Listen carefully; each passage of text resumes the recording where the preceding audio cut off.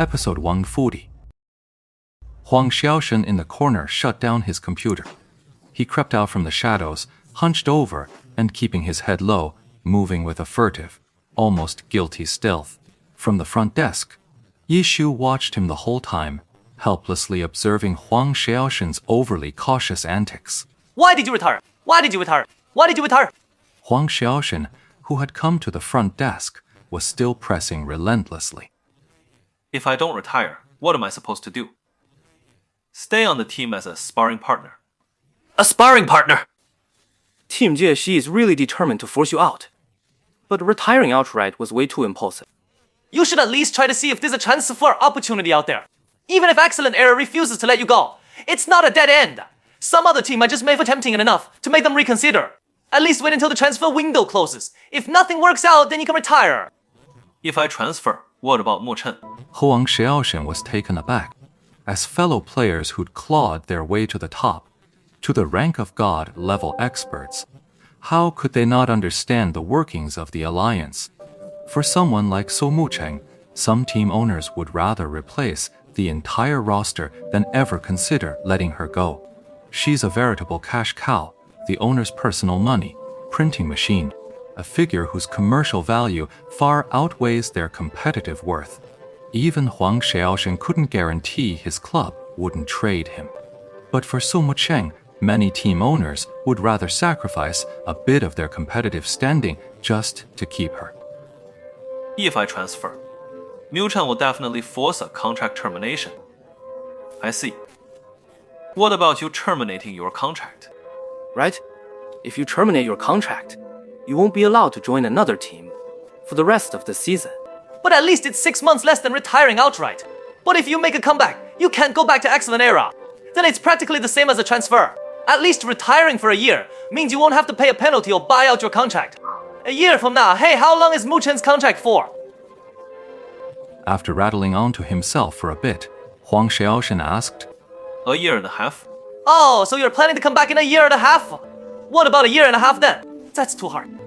The career of an esports pro is brutally short. For this guy to have made it to 25, and to still be at this level is incredibly rare. To give up a year and a half at this point is practically a heaven-defying act that goes against the natural order. Poft, just you wait. I'll be back to wipe the floor with you. Damn, you way too cocky. Heng So, what's our current one? On one record. You, the weather's really nice tonight. Huang Xiaoshen's gaze shifted to the door of the internet cafe, staring blankly into the pitch. Black night for a long moment. Huang Xiaoshen's gaze shifted back. His expression turned serious. Hey, you have to come back. You don't have to tell me that. If you run into any trouble, just let me know, Huang Xiaoshen said with great sincerity. Give me back my vampiric light sword and the $10 for the 2 hours of internet time. For once, Huang Xiaoshen the chatterbox was left speechless. I'll give you the vampiric light sword back later! With that, Huang Xiaoshen slapped a 10 yuan bill on the counter, then turned and vanished furtively into the night. Has Lu Mu logged off? Ye Xiu asked, receiving a message from Tang Ru as he returned to the game. Yeah, Ye Xiu chuckled. He immediately rallied his team and charged back into the dungeon, posting a new record time of 16 minutes, 24 seconds, and 67 milliseconds atop the leaderboard. Staring at the record, Lan River was left speechless for a long time. As he stood there dumbfounded, a message chimed in. He opened it to see a message from Lord Grimm. How many keyboards have you eaten now? Blue River was utterly heartbroken. His keyboard eating vow, it turned out, only ranked 3rd on the Bone Burial Grounds leaderboard. By that logic, he'd have to eat a whole keyboard's worth. Come on, man, don't make fun of me. This record should be solid this time. Alright. Lan He agreed without much comment. Ye Xiu could see it clearly. The record was being broken over and over again. Even these seasoned veterans, who were usually sharp judges in the game, were completely bewildered. Lan River was still holding back, waiting to see. But right now, this record is truly at its peak. Unless a guild is willing to invest heavily right now, gathering the best gear to arm their team, and then hire a pro to play for them. Otherwise, for a new server, that's completely impossible. Naturally, there were plenty who were utterly shocked by this record. When Dynasty swept away Lord Grimm's record once more, he was still feeling relieved, thinking the Ringer Jia dynasty had hired this time must be even more formidable. Looks like Lord Grimm might be buckling under the pressure. But before long, Lord Grimm had already reclaimed his lead. Cold Mist steamed Bung Invasion and Windwood Wood. So we've met Night Tide Cold Cha Tu.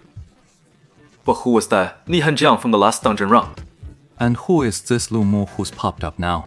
What's going on in server Tan? So many hidden masters. Is this even a new server?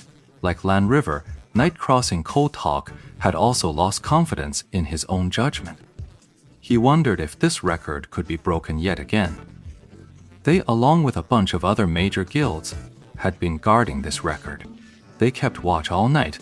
The night passed without incident. There were no further system announcements. So, the Bone Burial Grounds dungeon is stable now. But that's only for today. The major guilds maintained a facade of calm, yet spent another uneasy day on watch. The record, however, remained unmoved. Forget about first place. Not even third place was within reach for any other team. The dynasty's performance in these two dungeon races showcased a level of competitiveness that was a cut above the rest. He had captured the widespread attention of the major guilds. Undercover alts were a common sight. But before infiltrating the core, just from the guild's public channels, it was incredibly difficult to dig up any truly valuable intel. What's more, aside from their guild leader Chen Yehui, even their own people didn't know who was piloting the accounts for Team Excellent Era, while everyone easily suspected they were relying on the club's elite players behind the guild's scenes. But for club pros to come grind these dungeons, they might do it for a bit of fun now and then, but in Server 10, it sure looks like they're trying to one-up Lord Grimm. Is it really worth it for a pro player to go this far? On the other hand, if the players from Dynasty were truly professional level, then what kind of monsters must the people on Lord Grimm's side be to be able to stomp all over them? Lord Grimm Soft Mist, Steamed Bun Invasion, and Dancing Rain. These fixed IDs, which have appeared on the broadcast multiple times, are now well known to everyone. Countless guilds had scouts out, keeping a close eye on these characters. There's no doubt these guys are strong. How else could they have set a record like this? What the guild wants to know now is, just how strong are they? Behind these silent watchers, countless more eyes were hidden, watching their every move. Uncertain of their own judgment, many guilds had already sent for top players from their headquarters in the Divine Priest class.